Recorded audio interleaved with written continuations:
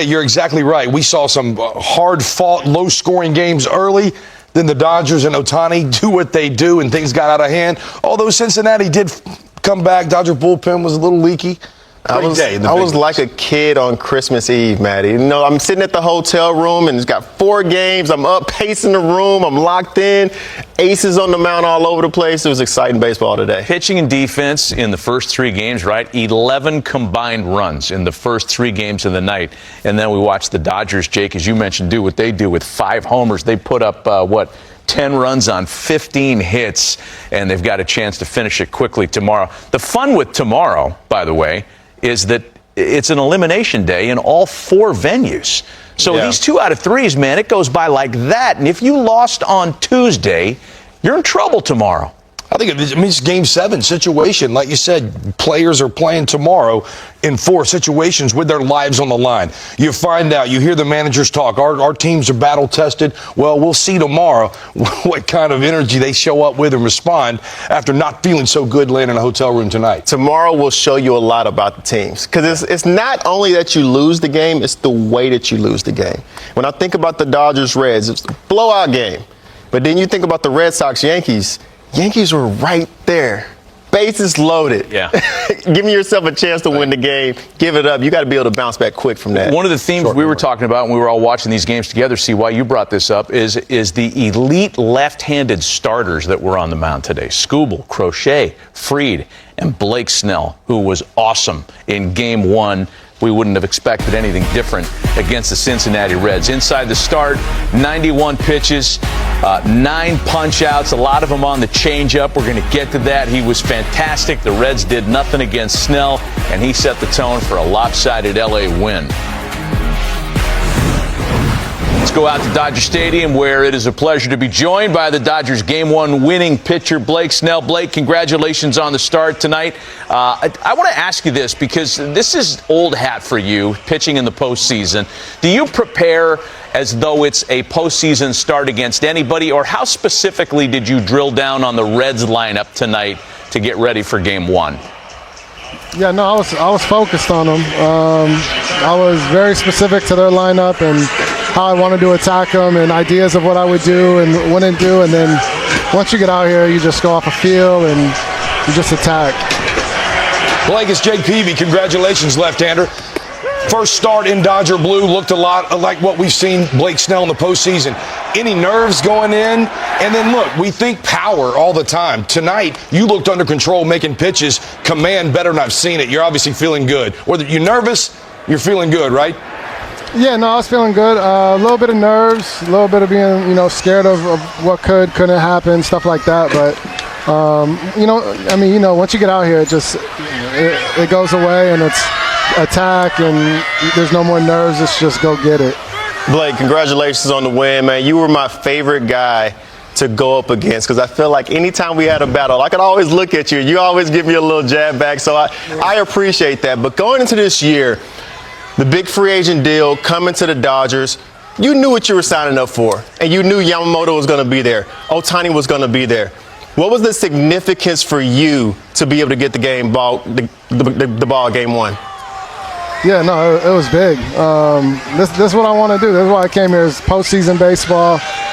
When the stakes are, the highest they're going to be, and see how great I can be. That's really everything to me. So coming here, being able to pitch Game 1, it's exciting. I want more.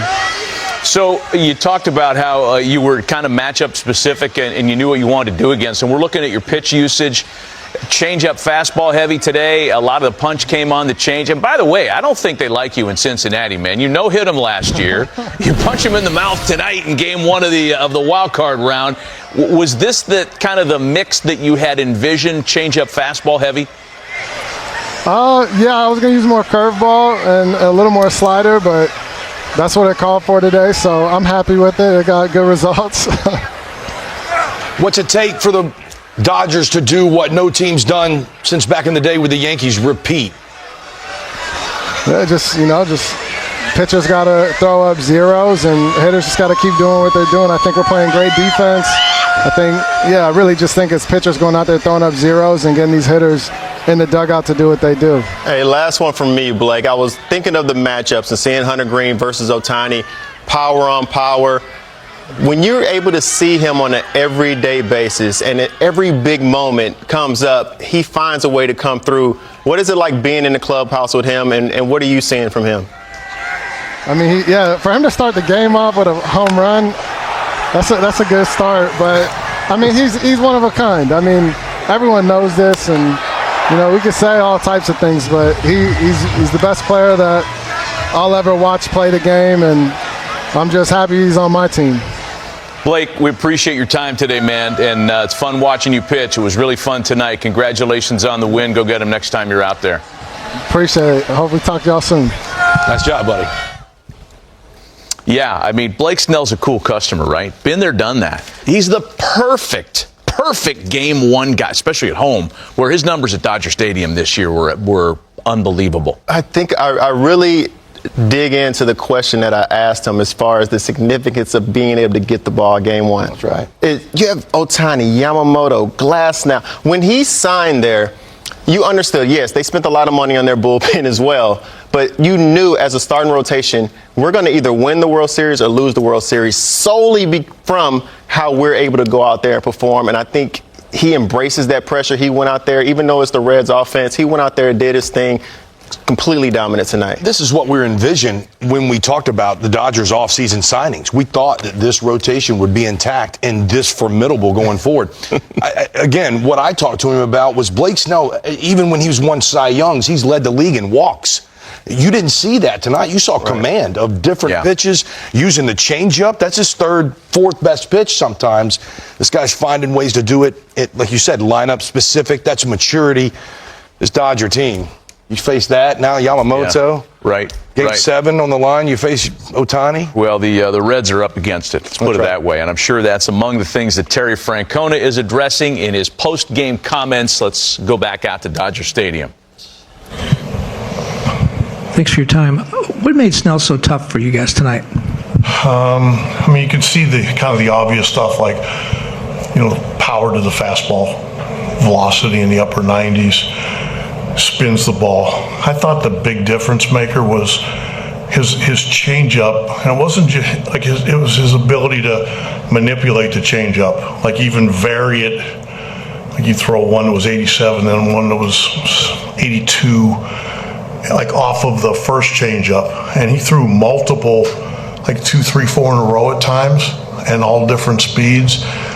And then you throw a 97 in there, and it becomes difficult. Standing on your right, Tito. What did you see from Hunter, and also just how's he doing probably after a disappointing performance? Well, I mean, I haven't talked to him yet or anything, but he didn't locate, and like he threw a couple breaking balls, one to Teoscar, and then the next one to Edmund, that were just it wasn't where he was trying to throw them, and when he didn't locate, he really paid a price for it, and that happened to us with other, with Suter too. If you make a mistake, they can make you pay. Other questions for Tito? Yes, right behind.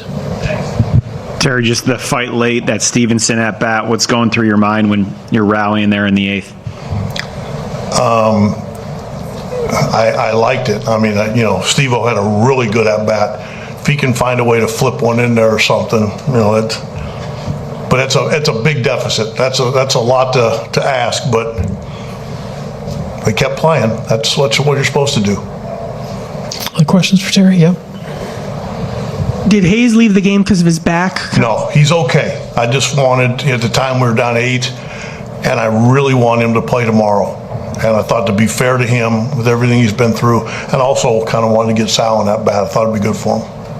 Anything else for Tito? Yes, we'll finish up here. There were a couple erratic plays on defense throughout the game. I'm sorry, start over. There were a couple erratic plays on defense throughout the game. Is that something you just kind of chalk up to inexperience? Which ones are you talking about? Just like the throw to third that went to the dugout. Yeah, that was probably, he didn't have a play, and he tried, and then it didn't look like he was going to throw, and then it looked like he rushed it, and he threw on the other side of the runner, so that was unfortunate. Not sure what other ones you're talking about. I think the other ones were just kind of, Green having a couple pitches that weren't located. Well, that happens. Okay. I'm just on a similar note with Littell going tomorrow on the mound. Just how big is it to have his experience, his kind of veteran presence tomorrow? I hope it's terrific. That's the idea. All right, Tito, thank you so Okay, much. you got We'll it. see you tomorrow. Tito is not going to let that reporter get away with a general question, some weird defensive You got to be a little plays. more specific for us. You got to let me know what you're talking about, son. And that was well handled. That's not easy, right? He knows he is out-talented by the Los Angeles Dodgers, as just about every team in the big leagues is. Let's face it, that's an all-star team across the way. Mm-hmm. He's trying to coax a little performance out of his guys for 2 more nights, at least to get this to a Game 3. No, I think you're right on it. This was a punch in the mouth from pitch 1. Hunter Green, ultra talented. We thought that he has the stuff. We know he has the stuff to go in there and really dominate any lineup. But to get punched in the mouth from Shohei Ohtani, you can't settle in the ballgame at that point in time. Now you're reeling. And look, here's what I'll say. Early in my playoff career, my first couple goes at it, CY, were awful. Yeah. Got it given to me by the St. Louis Cardinals. There was a lot going on, but mainly ultra excited, not executing. That's what I saw a lot of with Hunter Green tonight, and Teoscar, others made him pay. As I listened to Terry's interview right there, it's like, okay, we got punched in the mouth. This is a reality check. You know, it was probably a conversation that happened early. Guys, we can't go out here and make mistakes. Right. Yes, maybe we are the underdog. Let's embrace being the underdog. He's been on teams before where he was the underdog, where you still find a way to get it done. They're the underdog right now. That's clear as day. You might as well go ahead and embrace it. Don't try to do too much. Stay within yourself. Let the game come to you. And tonight, they put themselves in a position to get back in the game, and they tried to go make it happen as opposed to letting it come to them. Let's go back. Do not only for tonight's game, but in terms of setting up not only the rest of the series, but if you guys are fortunate enough to get to the next one. It sets us up really well. You know, Blake was fantastic tonight. You can see that he was in complete control. The fastball was great. The changeup was plus. Kind of mixing and matching, and really was in control the entire game. So I feel good him going through getting through 7 innings and getting him online. You know, we got some work to do for this series, but he'll be ready to go. And we'll go to Bill over here. You had an 8-run lead. You go to 3 different relievers in the 8th inning. Took 59 pitches. What are you thinking as that plays out? Yeah, well, Alex wasn't sharp tonight, and obviously Henriquez didn't have any command, and so with that lane right there, 3 right-handers, 4 right-handers, I felt good about where we were at to kind of shorten Alex a little bit. It still got 20-something pitches to get 1 out, and then you follow up in a 10-2 ball game with Edgardo in a lane that I feel very confident in, and he just wasn't good tonight. And so at that point in time, you got to get somebody else to kind of stop the momentum, and so I felt having Dreyer on Ellie was a good spot for him, and fortunately he made pitches when he needed to, and ultimately we got Ke'Bryan to pop up. You're not going to score 10 runs a night, but how satisfying was it to see the offense continue the momentum from the last month? It was great. It was a very well-executed game plan. Teo was big tonight. Obviously, Shohei had a huge night. Kike does what he does in October, and just across the board, we just took good at bats. And I think Hunter is one of the really, really talented pitchers in the game, and for us to get to him like we did, pretty impressive. Good, Mookie. All right, Dave Roberts' tone is not quite celebratory yet, but he is satisfied and pleased with what he saw. We were talking about the way that bullpen usage went, and you'd think that in a mop-up type game, he could go to one of the back of the bullpen, the non-high leverage guys, meaning bullpen guys, just to get you through. That's what they tried to get away with. When it didn't happen, he had to get Dreyer up and in the game. He had to get Treinen up and in the game. Not a terrible thing, and Treinen with some success today. Maybe that bodes well moving forward. I don't know. The Vesia thing, I think what you're saying, getting Treinen into some of the guys in the game and some experience, okay. But to go to Vesia with an 8-run lead, in my opinion, Vesia is going to be closing a tight game. I'm not sure throwing him out there with an 8-run lead was what I would have done. 20 pitches. I guess they're probably giving him tomorrow off, or right. He could be in there closing. They got Sasaki tomorrow to close it down. Like, it's a different bullpen now than it was when they were struggling in August. I liked what you said about throwing the other guys in there. Yeah, I'm probably looking at more of a piggyback situation in here. You have Shin over there that you have an opportunity. When you have such a cushion, you got to figure out how can I get through this game without having to use my high leverage guys. But I completely agree with you, Matty. Being able to bring Trinan in a situation where he had a lot of success. He looked awesome tonight. He did. So he'll be able to build off of that. I completely understand that. But you got to believe in the Dodgers clubhouse, even though it felt like a blowout win. You don't walk out of those games feeling the same. You don't walk out of those wins feeling the same when you have to sit there on defense, standing behind a pitcher who's struggling. He's grinding. I'm not saying it's easy. But in a playoff game, guys are going to have to figure out a way to get it done, because when you're in a closer game, this was an 8-run game. You had so much cushion to be able to have this moment to where you're walking a few guys in. This is a close game in the next series. It's not going to play off so well. And as a player, you know that. So you don't feel good right now, and you got to clean it up. Dave Roberts' 57th career postseason win. Only Joe Torre, Bobby Cox, Tony La Russa have more. Putting together a fine resume. Your old teammate might be going to Cooperstown as a manager someday. Okay, and I'll be there celebrating. He deserves it. That's awesome. All right, we're going to celebrate. Well, we fully expect you to have your hot dog costume ready to go before Game 2. Really, it was a missed opportunity for us, too. It's Briscoe and Eves on SportsCenter. We are hot dog costume-less as well. We are not going to be without Teoscar Hernandez, though. He is going to join us in a few minutes. Alex Cora joins the show. What else do we have? Game 5 between the Aces and the Fever. Also that. Going to the final to face the Mercury. Overtime. Went to overtime. But let's show you how the Dodgers improved this postseason with another win. This win improved their record against the Reds this season to 6-1. That includes a 4-0 mark in games at Dodger Stadium. Overall, this is the 7th straight game the Reds have lost at Dodger Stadium. That dates back to last season. Now, in these best-of-3 wildcard series, winning Game 1, huge. Previous 4 seasons with this format, Game 1 winner took 18 of the 20 series. It's not even likely to reach a Game 3, as 16 of the previous 20 series ended in sweeps. And the Dodgers get their first win versus the Reds in franchise postseason history, having been swept in the only previous series between these teams back in 1995.